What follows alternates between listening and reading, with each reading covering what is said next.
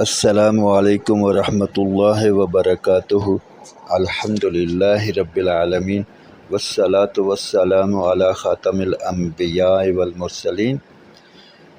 آج تمت بالخیر کہنے کا موقع آ گیا ہے کہ 54 کلاسوں پر مشتمل آسان ترین اور مختصر تجوید القرآن کورس کا اختتام ہو چکا ہے، اور یہ بات نہایت خوشی کے ساتھ آپ لوگوں کے ساتھ شیئر کی جا رہی ہے کہ چونکہ یہ کورس مکمل ہو چکا ہے اور آپ حضرات نے اس میں بہت بڑھ چڑھ کر حصہ لیا، یقیناً آپ نے بہت سیکھا بھی ہوگا۔ امید ہے کہ آپ کے تلفظ میں بھی بہت بہتری آئی ہوگی۔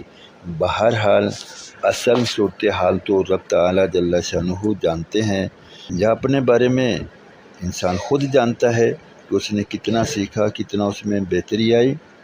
لیکن اس کے ساتھ چونکہ یہ ایک لمبا کورس تھا اور ابتدائی کورس بھی تھا، اب کافی حد تک اچھی طرح تلاوت قرآن پاک کے مرحلہ پر پہنچ چکے ہیں، یا ہم اس کی اچھی کوشش کر سکتے ہیں۔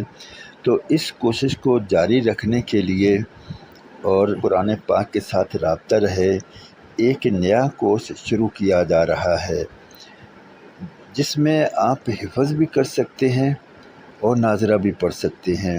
قرآن پاک کی بہت اہم صورتوں پر مشتمل کورس ہوگا۔ روزانہ کی 3 لائنیں تقریباً پڑھیں گے، اور چاہیں تو 3 لائنوں کو آدمی یاد بھی کر سکتا ہے۔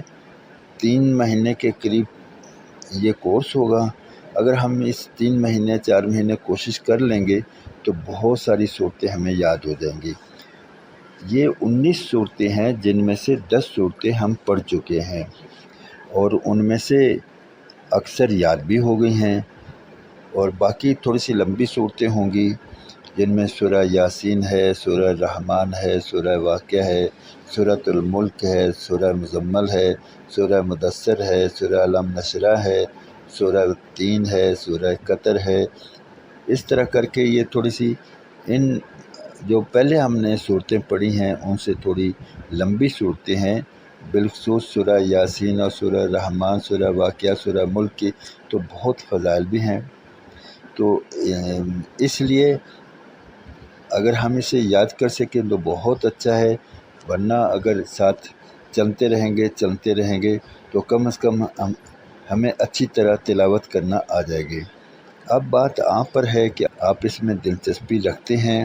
اگر آپ دلچسپی رکھتے ہوں تو آپ کمنٹس میں ضرور ذکر کرنا، تاکہ آئندہ کے اسباق بھی آپ کے ساتھ شیئر کیے جائیں، اور یہ سلسلہ اسی طرح جاری رہے گا، ورنہ کلاسیں شروع ہو جائیں گی اور ہم اس میں آگے بڑھتے جائیں گے۔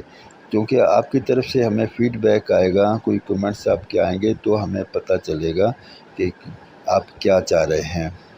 تو بہرحال یہ قرآن پاک کے ساتھ تعلق کا قائم کرنا ہر مسلمان کی بنیادی ذمہ داری ہے، کہ قرآن پاک حکم الہی ہے، یہ اللہ رب العزت کا کلام ہے، اور جب ہم اللہ رب العزت کے کلام کو اچھی طرح پڑھنا سیکھ جائیں گے تو انشاءاللہ پھر اس کے سیکھنے کی باری بھی آئے گی، کیونکہ اصل علوم کا منبع تو قرآن پاک ہی ہے، اور اس کے صحیح اسلوب اور آداب کے ساتھ پڑھنے سے رب تعالیٰ جل شانہ کی رحمتیں اور نوازشات انسانوں پر برستی ہیں، اور دنیا بھی بنتی ہے اور آخرت بھی بنتی ہے۔ دنیا میں انسان کو رب تعالیٰ جل شانہ چین و سکون کی نعمت اسے بہت ساری نعمتوں سے نوازتے ہیں، اور آخرت میں بلندی درجات کا ذریعہ اور سبب بھی بنے گا۔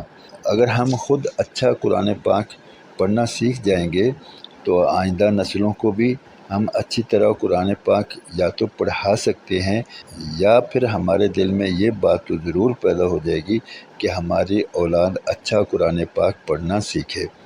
تو اس کے لیے پھر ہم انتظام کریں گے، جو بھی کرنا پڑے گا، کیونکہ قرآن کے بغیر تو گزارا نہیں ہے۔ اب تک کے لیے اتنا ہی، انشاءاللہ ملتے ہیں اگلی ویڈیو میں، تب تک کے لیے اللہ حافظ۔ السلام علیکم ورحمۃ اللہ وبرکاتہ۔